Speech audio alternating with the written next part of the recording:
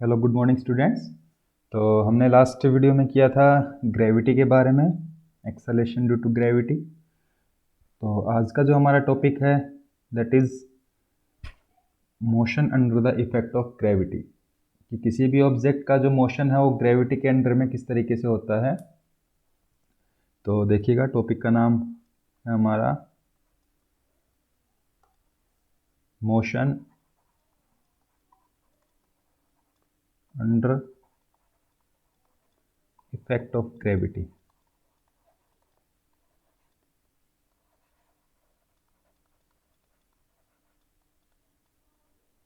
Okay, तो क्या है इस टॉपिक में, देखिए, अगर हमारे पास कोई भी ऑब्जेक्ट है जिसको हम अर्थ के सरफेस से थ्रो कर रहे हैं, जैसे ये मान लो हमारे पास अर्थ है, ठीक है। यहाँ से कोई भी ऑब्जेक्ट जो है वो थ्रो किया जा रहा है, मान लो ऊपर की तरफ। अर्थ के सरफेस से हम किसी ऑब्जेक्ट को ऊपर की तरफ फेंक रहे हैं, ठीक है। तो इसमें दो केस हैं। पहला, जब आपका ऑब्जेक्ट अपवर्ड मोशन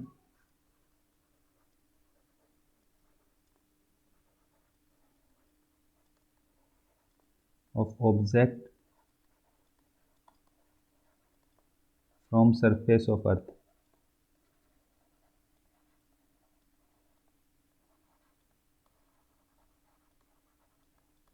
ठीक है। जब कोई ऑब्जेक्ट हम ऊपर की तरफ थ्रो कर रहे हैं अर्थ के सरफेस से, तो उस ऑब्जेक्ट का जो मोशन है, उसके लिए जो मोशन की इक्वेशन है, उनको हम किस तरीके से लिखेंगे। तो देखिएगा, हमारे पास जब भी कोई ऑब्जेक्ट ऊपर की तरफ थ्रो किया जाता है, तो यहाँ पर इस ऑब्जेक्ट का जो एक्सेलरेशन होगा वो माइनस जी होगा, ठीक है। क्योंकि ग्रेविटेशनल फोर्स के ऑपोजिट हम इस चीज़ को थ्रो कर रहे हैं। हमें पता है कि अर्थ जो है ऑब्जेक्ट को अपनी तरफ अट्रैक्ट करती है, लेकिन हम ऑब्जेक्ट को क्या करें, ऊपर की तरफ थ्रो कर रहे हैं, मतलब ग्रेविटेशनल फोर्स के ऑपोजिट। तो जो उसका एक्सेलरेशन है वो क्या हो जाएगा, माइनस का जी। तो equation of motion, equation of motion, motion की जो इक्वेशन है वो क्या क्या हो जाएंगी। तो देखिए, पहली जो इक्वेशन हम लिखते हैं v is equal to U plus A T. तो प्लस ए की जगह आपका माइनस जी हो जाएगा, तो v is equal to U, जैसे हमारे पास इक्वेशन होती है U plus A T, V is equal to U plus A T.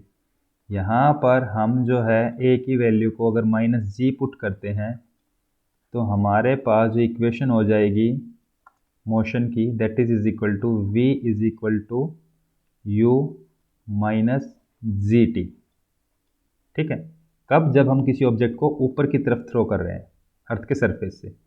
Second equation, second equation हम लिखते हैं S is equal to U T plus half A T square.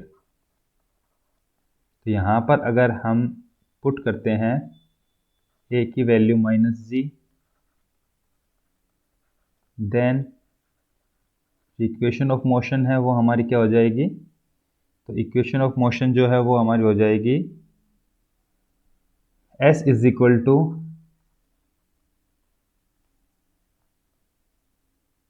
You T minus half G T square, ठीक है। Third जो equation है V square minus U square is equal to two A S.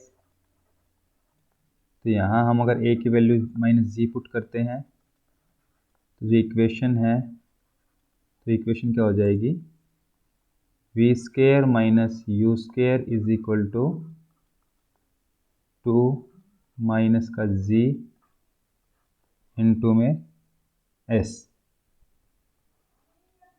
ठीक है। तो ये equations of motion है जब किसी भी ऑब्जेक्ट को हम थ्रो करते हैं अपवर्ड डायरेक्शन में अर्थ के सरफेस से। अगर हम सेकंड केस देखें, सेकंड व्हेन डाउनवर्ड, डाउनवर्ड जो मोशन है ऑब्जेक्ट का, कोई भी ऑब्जेक्ट जो है हमारे पास, यदि उसको हम डाउनवर्ड मोशन,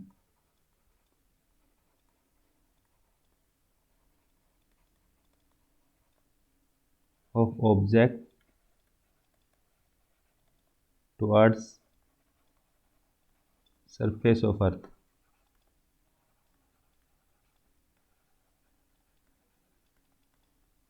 अगर हमारे पास कोई ऑब्जेक्ट जो है अर्थ के सरफेस की तरफ फॉल कर रहा है, जैसे हमारे पास कोई ऑब्जेक्ट है, ये ऑब्जेक्ट अर्थ के सरफेस की तरफ फॉल कर रहा है डाउनवर्ड, तो जो ए की वैल्यू है that is equal to plus G. ठीक है, तो देन इक्वेशन ऑफ मोशन हम क्या लिखेंगे? पहली equation v is equal to U plus A की जगह हम रख देंगे G T. Second equation V square minus U square is equal to A S होता है, तो ए एस की जगह क्या आ जाएगा? G S. थर्ड जो इक्वेशन है, फिर एक सेकेंड, इसमें थर्ड इक्वेशन हम S is equal to, second equation हम S is equal to U T plus half A T square लिखते हैं, तो सेकेंड इक्वेशन को हम ये लिख लेंगे, S is equal to U T plus half A की जगह जी इंटू में टी स्क्वेयर, और थर्ड इक्वेशन जो है V square minus U square is equal to G S. ठीक है, तो ये जो इक्वेशंस है ये यूज़ होती है हमारे न्यूमेरिकल्स के अंदर जब हम क्वेश्चंस करेंगे। तो यदि ऑब्जेक्ट अर्थ के सरफेस से ऊपर की तरफ थ्रो किया जाएगा तो इक्वेशन ऑफ मोशन क्या हो जाएंगी? ये तीन। ठीक है, और जब ऑब्जेक्ट को हम क्या नाम टुवार्ड्स द अर्थ अगर ऑब्जेक्ट फॉल कर रहा है, अर्थ के सरफेस की तरफ अगर ऑब्जेक्ट आ रहा है, ऊपर से नीचे की तरफ उसका मोशन है, तो जो इक्वेशन ऑफ मोशन है वो आपकी ये बन जाएंगी। यहाँ पर ए की वैल्यू हम पॉजिटिव लेंगे क्योंकि अलोंग द ग्रेविटेशनल फोर्स वो ऑब्जेक्ट फॉल कर रहा है, और यहाँ फर्स्ट केस में जो ऑब्जेक्ट है वो opposite to the gravitational force, जो ग्रेविटी के अपोजिट मूव करेगा तो एक्सेलरेशन नेगेटिव आएगा, और टुवार्ड्स द या अलोंग द ग्रेविटी तो एक्सेलरेशन पॉजिटिव आएगा। ठीक है, तो ये हमारे पास दो केसेस हैं जब आपका कोई भी object under the effect of gravity move करता है। इसके बाद में जो हमारा नेक्स्ट टॉपिक है that is difference between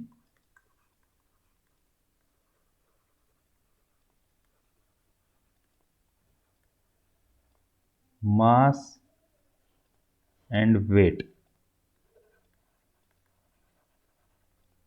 of object. Object के मास और वेट में क्या डिफरेंस है, इन दोनों के बीच में हमें डिफरेंस बताना है। ठीक है, तो देखिए हमने एक साइड में लिख लिया मास और एक साइड में हम लिख लेते हैं वेट। दोनों के बीच में आपको डिफरेंस फाइंड आउट करना है, क्या क्या डिफरेंस है। तो डिफरेंस की हम बात करें यहाँ पर, तो दोनों के बीच का डिफरेंस जो है क्या क्या डिफरेंस आएगा? देखिए, पहला मास क्या होता है? Mass is the quantity of matter.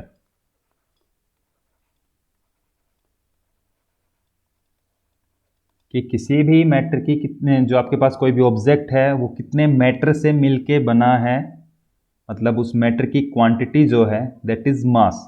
और जो वेट होता है, वेट क्या होता है कि कोई भी ऑब्जेक्ट अगर अर्थ के ऊपर रखा हुआ है तो उसका वेट, उसका वजन क्या होगा?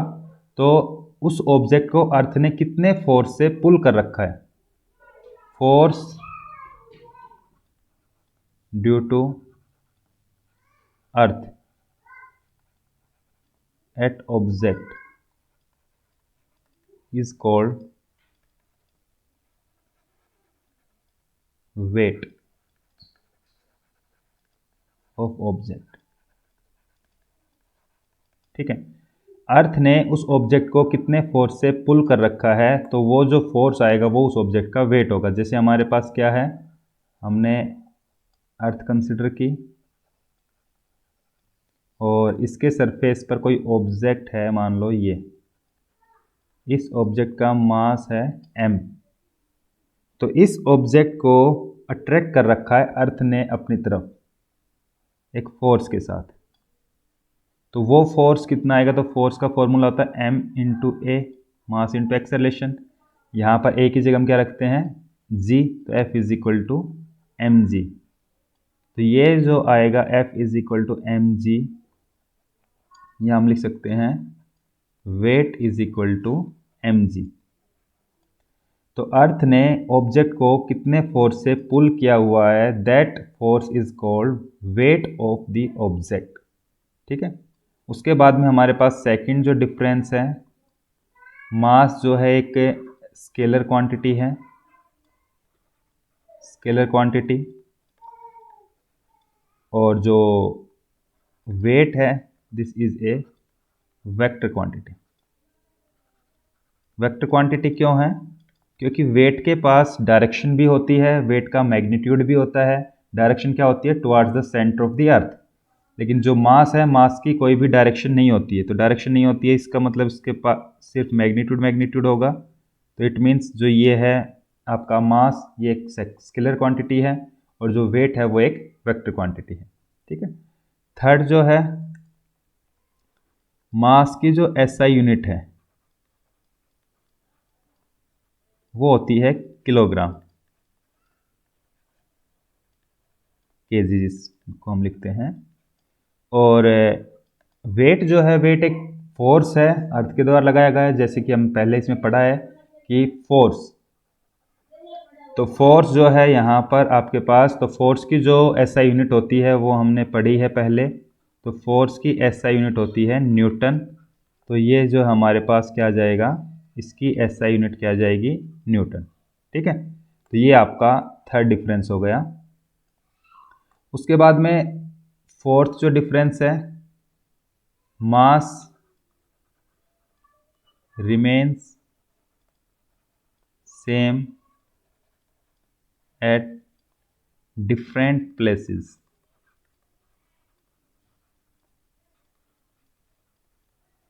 That is, it will never change at different places।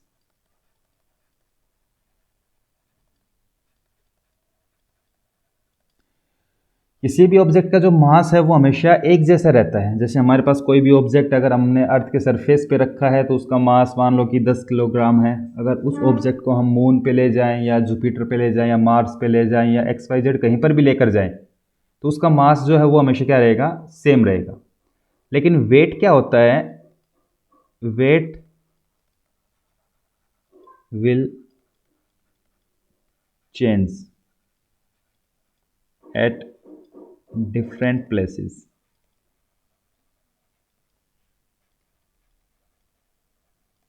जैसे हम किसी भी ऑब्जेक्ट को अगर मून पर लेकर चले गए तो मून की ग्रेविटी होती है कम, तो वहां पर उस ऑब्जेक्ट का वेट क्या हो जाएगा? कम हो जाएगा। और अगर हम उस ऑब्जेक्ट को मार्स पे लेकर चले गए या किसी दूसरे प्लेनेट पर लेकर चले गए तो उस ऑब्जेक्ट का जो वेट है वो अलग अलग जगह पर अलग अलग होगा। ठीक है। लेकिन जो मास है वो हमेशा हर जगह एक जैसा रहता है। तो ये चौथा डिफरेंस है, mass will never be zero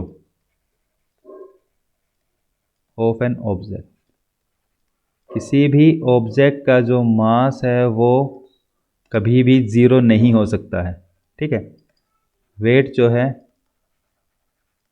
wait can be zero. तो वेट जीरो हो सकता है कैसे? यदि हमारे पास जी की वैल्यू जीरो है, स्पेस के अंदर बात करें हम, तो वी की वैल्यू जीरो है, जी की वैल्यू जीरो है, देन वेट क्या हो जाएगा? Mass into gravity. तो जी की वैल्यू जीरो, तो वेट कितना हो जाएगा? जीरो हो जाएगा। तो वेट जीरो हो सकता है लेकिन मास कभी भी किसी भी ऑब्जेक्ट का जीरो नहीं होता है। ठीक है। ये फिफ्थ डिफरेंस है। इसके बाद में जो सिक्स्थ डिफरेंस है हमारा, वो क्या है कि हम जो मास है उसको मेज़र कैसे करते हैं, वेट को मेज़र कैसे करते हैं। तो मेज़रमेंट के लिए इसके पास आपके पास कौन से डिवाइस हम यूज़ करते हैं? तो मास को मेज़र करने के लिए हम जो है क्या यूज़ करते हैं? तो मास को मेज़र करने के लिए हम पेन बैलेंस यूज़ करते हैं। Pen balance is used for measurement of mass।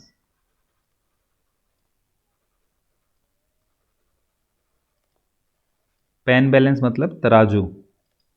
तराजू के द्वारा हम इसको मास को मेजर करते हैं। जैसे हमारे पास कोई तराजू होती है, तो उस तराजू के अंदर हमारा जो है एक सुई होती है यहाँ पर, और यहाँ दो क्या होते हैं, तो एक यहाँ पर आपके पास, दूसरा पलड़ा जो होता है वो यहाँ पर हम कोई भी जो है मेज़रमेंट के लिए हम जो भी आप यूज़ करते हो, जो बाट वगैरह जिसको हम बोलते हैं, बट्टा वगैरह, तो उसको हम यहाँ पे रखते हैं, और जिस चीज़ को आपको मेज़र करना है उसको यहाँ पे हम रखते हैं दूसरे में। जब दोनों बराबर हो जाते हैं, ये सुई बीच में आ जाती है, इट मीन्स यहाँ जो मास रखा है और यहाँ जो मास है ये दोनों बराबर है। तो इस मेथड के द्वारा, इस पेन बैलेंस के द्वारा हम जो है मास को मेज़र करते हैं, और वेट को मेज़र किया जाता है स्प्रिंग बैलेंस से। Spring balance is used for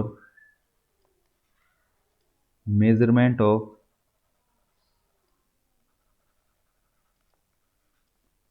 weight।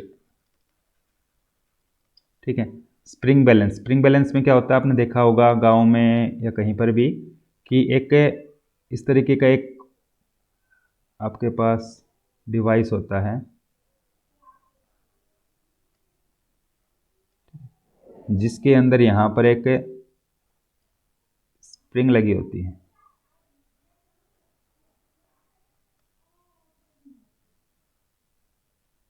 इस तरीके से, ठीक है।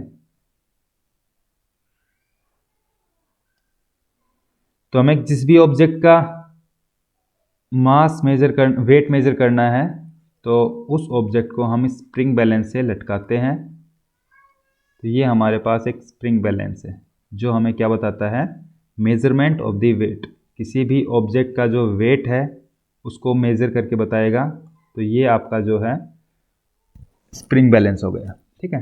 तो ये हमारे 6 डिफरेंस है मास और वेट के बीच में, कि mass quantity of matter, weight force due to earth, mass scalar quantity, weight vector quantity, mass कैसे यूनिट किलोग्राम, वेट कैसे यूनिट न्यूटन होती है। मास जो है वो ऑब्जेक्ट का हर जगह पर सेम रहता है, लेकिन वेट जो है वो चेंज होता रहता है, क्योंकि वेट चेंज होता है जब जी की वैल्यू चेंज होती है, इस वजह से, ठीक है। तो जो ग्रेविटी है वो सभी प्लैनेट्स के लिए या अदर जो ऑब्जेक्ट्स हैं आपके पास, उनके लिए सेम ग्रेविटी नहीं होती है। तो सेम ग्रेविटी नहीं होगी तो जी की वैल्यू डिफर करेगी, तो वेट भी क्या होगा, अलग अलग जगह पर अलग अलग होगा। जैसे अगला जो टॉपिक है हमारा, हम पढ़ेंगे, तो उस टॉपिक में हम निकालेंगे कि किसी भी ऑब्जेक्ट का वेट जो है वो मून पर कितना होगा, ठीक है। अर्थ पर वेट कितना होता है, तो अर्थ पर हम निकाल लेते हैं उस ऑब्जेक्ट का मास और अर्थ की ग्रेविटी का मल्टीपल करके। और जो मून है, मून का जो वेट है, मून के ऊपर किसी ऑब्जेक्ट का वेट क्या होगा, वो हम नेक्स्ट टॉपिक में बात करेंगे।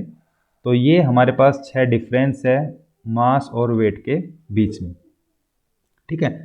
तो नेक्स्ट जो है हमारे पास weight of an object on the moon, तो ये हम नेक्स्ट वीडियो में बात करेंगे। और फिर इस चैप्टर के जो न्यूमेरिकल्स हैं, क्वेश्चंस हैं, वो क्वेश्चंस हम यहाँ पर सोल्व करेंगे। तो इसमें आपको इतना ही करना यहाँ तक।